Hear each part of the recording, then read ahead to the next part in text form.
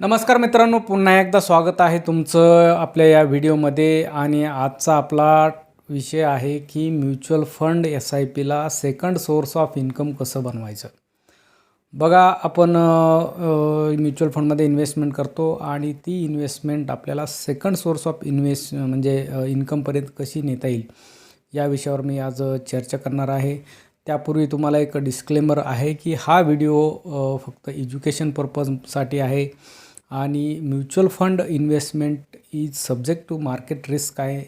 ज्यावेळेस तुम्हाला म्युच्युअल फंडमध्ये SIPमध्ये गुंतवणूक करायची असेल त्यावेळेस तुम्ही एक चांगल्या एक्सपर्टची, चांगल्या फायनान्शियल ॲडवायझरची हेल्प घेऊन इन्व्हेस्टमेंट करू शकता.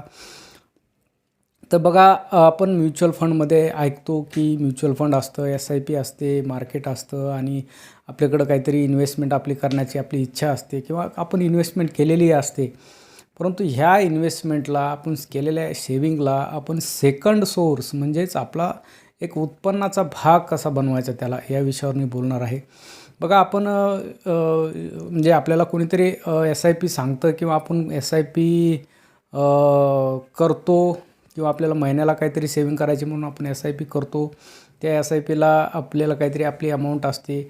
SIP म्हणजे एक थोडक्यात मंथली तुमचं डिडक्शन होत राहतं एक अमाऊंट तुम्ही ठरवलेली डेटला, आणि ते पैसे तुमचे म्युच्युअल फंड कंपनीकडे किंवा म्युच्युअल फंडकडे जातात आणि ते मार्केटमध्ये तुमचे ते अलोकेशन करतात. तुम्हाला त्याचे युनिट्स भेटतात आणि एका वेळेनंतर तुम्हाला ते पैसे हळूहळू काहीतरी रिटर्न द्यायला लागलेत असं दिसतं. जसं मार्केटचे म्हणजे मार्केटमध्ये वाढ होईल तसं तुमचे ते रिटर्नमध्ये वाढ होते.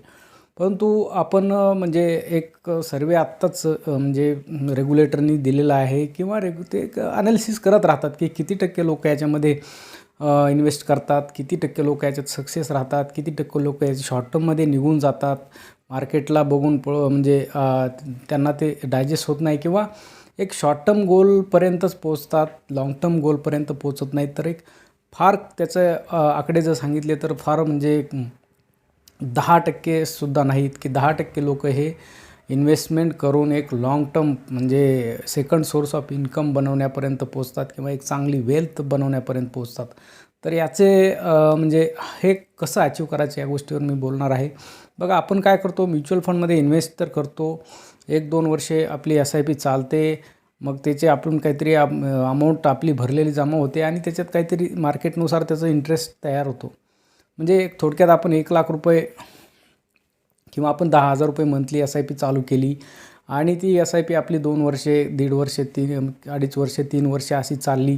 त्यानंतर 3 वर्षानंतर आपल्याला त्याचं एक रक्कम दिसते की एक तुमचे 3,00,000 रुपये भरलेले होते आणि त्याचे तुम्हाला 5.5 लाख रुपये झालेत किंवा 5 लाख रुपये झालेत टोटल. तर त्यावेळेस आपल्याला म्हणजे आपण एका गोष्टीला म्हणजे कन्क्लूडला येतो की वा माझे म्हणजे 3 लाखाचे 2.5 लाख वाढलेत, म्हणजे मला अजून 5.5 लाख रुपये टोटल झालेत.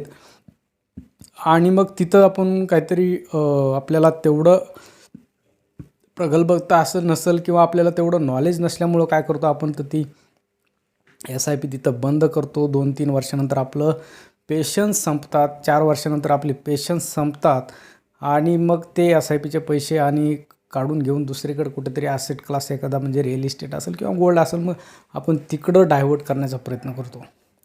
तर बघा, हा ॲसेट क्लास जो आहे म्हणजे इक्विटी ॲसेट क्लास, हा तुम्हाला एक चांगले रिटर्न देण्याचा ॲसेट क्लास आहे. याच्यामध्ये बाकीच्या ॲसेट क्लासपेक्षा जास्त रिटर्न मिळतात. फक्त याच्यामध्ये गोष्ट आहे ती म्हणजे तुमची व्होलॅटिलिटी किंवा उतार चढाव जो असतो तो आपल्याला डायजेस्ट होत नाही. तुम्ही एकदा जर याच्यात 5-10 वर्षे काढले म्हणजे उतार चढावामध्ये या, तर तुम्हाला एक चांगली गोष्ट लक्षात येईल की हा ॲसेट क्लास नक्कीच चांगल्या लाँग टर्ममध्ये किंवा लाँग ड्युरेशनसाठी आहे. आपण हा विचार असा कधीच करत नाही की आपण आज 1,00,000 रुपये इन्व्हेस्ट केलेले आहेत, ह्या 1,00,000ला आपण 10 लाखापर्यंत होऊ देऊ, मग नंतर आपण त्या 10 लाखामधून काहीतरी मंथली इन्कम बनवू आणि तेव्हा आपल्या म्हणजे काही गरजा त्या मंथली इन्कमवर आपण डिपेंड करू. तर आपण म्हणजे आपला उद्देश काय होतो, आपण फक्त पैसे वाढवण्याचा प्रयत्न करतो. पैसे वाढल्यानंतर त्याला एका चांगल्या पद्धतीनं रिटर्न कसे घेता येतील किंवा ते एका लेवलनंतर आपल्याला एक सेकंड सोर्स ऑफ इन्कम कसं तयार करता येईल. आपण मुळात काय करतो, एक म्हणजे SIP करतो म्हणजे छोटंसं झाड लावतो आणि जेव्हा हे झाड तुम्ही 3-4 वर्षानंतर पर्यंत होतं, म्हणजे तेव्हा त्याला काहीतरी म्हणजे चांगले फळं लागायला लागतात आणि जेव्हा पहिले फळं लागतात त्याला पहिल्या वर्षीचे, तर त्या पहिल्या वर्षीच्या फळात तुम्ही ते फळं न घेता काय करता की त्या पूर्ण झाडालाच कापून टाकण्याचा प्रयत्न करता. म्हणजे पूर्ण ते सगळीच इन्व्हेस्टमेंट काढून घेता आणि परत म्हणजे दुसरीकडं त्याला डायव्हर्ट करून त्याचं काहीतरी परचेस करता किंवा ते कुठंतरी खर्चून टाकता. तर तुम्ही असं न करता हे झाड तुमचं लाईफ लाँग म्हणजे पिढ्यानपिढ्या कसं तुम्हाला फळं देईल किंवा पिढ्यानपिढ्या ह्याच्यातून कसे तुम्हाला इन्कम तयार करता येईल याच्याकडं आपण कधी लक्ष देत नाही.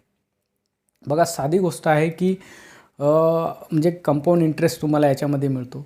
आपण जर एक 15,000ची SIP चालू केली, 15,000च्या SIPला तुम्हाला कमीत कमी एक 15% जर रिटर्न म्हणजे एक्सपेक्ट केले, 15%चे इंटरेस्ट रेटचे किंवा 12%सुद्धा इंटरेस्ट पकडले कमीत कमी, आणि ही जर SIP तुम्हाला 20 वर्ष चालू ठेवली तर त्याचे 1 करोड रुपये बनतात.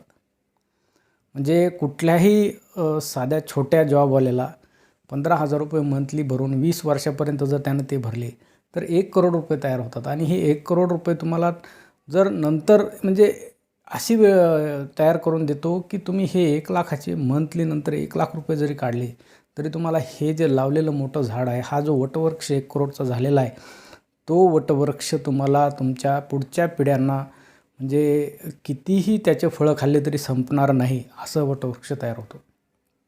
परंतु आपण म्हणजे चुकतो काय की आपण चुकतो की याला आपला बघण्याचा दृष्टिकोनच आपला म्हणजे चुकीचा असतो किंवा आपल्याला त्या गोष्टी तिथपर्यंत माहीत नसतात.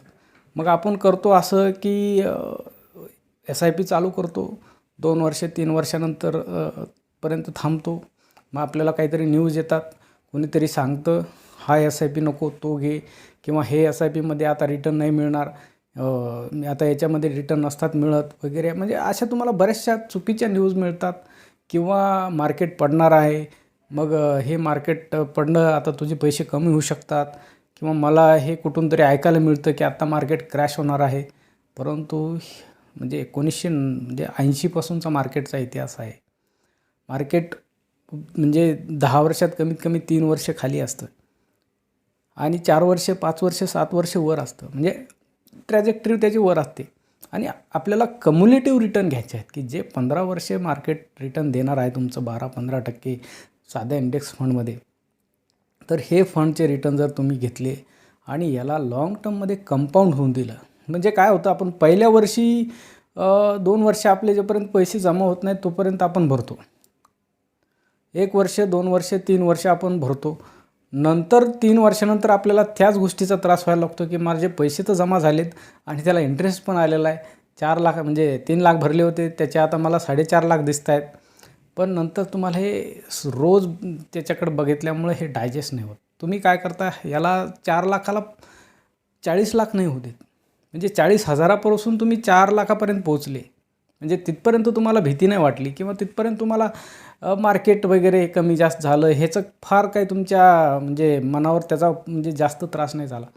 परंतु जेव्हा तुम्ही 4 लाख 5 लाखापर्यंत गेलात, तिथून पुढं तुम्हाला 50 लाखापर्यंत जायचं आहे, तर त्यासाठी तुम्हाला मग लागेल एक चांगल्या ॲडवायझरचा हँडहोल्ड. कारण ह्या गोष्टी तुम्हाला सुरुवातीच्या काळात जाणवणार नाही की 1-2 वर्ष 3 वर्षापर्यंत तुमची चांगली अमाऊंट होईपर्यंत. परंतु जेव्हा तुम्ही 40 लाख 50 लाख 1 करोडपर्यंत जर्नी पोचू म्हणजे जायची तुम्हाला, त्यावेळेस तुम्हाला एक नक्कीच चांगल्या ॲडवायझर किंवा चांगला तुम्हाला एक्सपर्ट असला पाहिजे. नाहीतर काय होतं तुमच्याकडं म्हणजे तुम्हाला सांगायला किंवा तुम्हाला डिस्टर्ब करण्यासाठी म्हणजे भरपूर गोष्टी आहेत मार्केटमध्ये की तुझी इन्व्हेस्टमेंट तू काढून घे, आता काही म्हणजे शक्य नाही, म्हणजे अवघड आहे. म्हणून मग तुम्हाला ह्या गोष्टीपासून वाचवण्यासाठी एक चांगला परिपक्व आणि एक क्वालिफाईड ॲडवायझर किंवा एक्सपर्ट जर असेल तर तुम्हाला याच्यापासून तुम्हाला हे ज्या भीती वाटते 40 लाखा म्हणजे 4 लाखापासून 40 लाखापर्यंत पोहोचण्यासाठी, तर ती भीतीसुद्धा तुमची कमी होऊ शकते. आणि एकदा तुम्ही ही सवय लागली, एकदा तुम्ही या गोष्टी म्हणजे एका वेळेनंतर डायजेस्ट करून घेतल्या की यस ह्या गोष्टी अशाच असतात, मार्केटमध्ये खाली उतार होत असतो आणि आपल्याला एक लाँग टर्म वेल्थ बनवायची आहे. लाँग टर्म वेल्थ म्हणजे तुमची 15-20 वर्षापर्यंत मला त्याच्यात स्टिक राहायचं आहे आणि एक चांगली रक्कम म्हणजे मला सेकंड सोर्स बनल त्या रकमेचा, किंवा मला जी म्हणजे माझी स्वतःची पगार आहे तेवढा अमाऊंट मला महिन्याला त्या साठवलेल्या वटवृक्षातून महिन्याला त्याचं व्याज येईल, असं माझी जेव्हा अमाऊंट तयार म्हणजे विचार तुम्ही करसाल त्यावेळेस तुम्हाला नक्कीच या SIPमधून किंवा म्युच्युअल फंडमध्ये इन्व्हेस्टमेंट करून तुम्हाला एक चांगला सेकंड सोर्स ऑफ इन्कम तयार करता येईल. तर या व्हिडिओचा उद्देश हाच आहे की प्रत्येकाने एक फायनान्शियल लिटरसी घ्यावं, एक चांगलं फायनान्शियल कॅपेबल तुमचं वेल्थ बनवावी आणि एक फायनान्शियल फ्री लाईफ जगावी, हाच आहे. थँक्यू.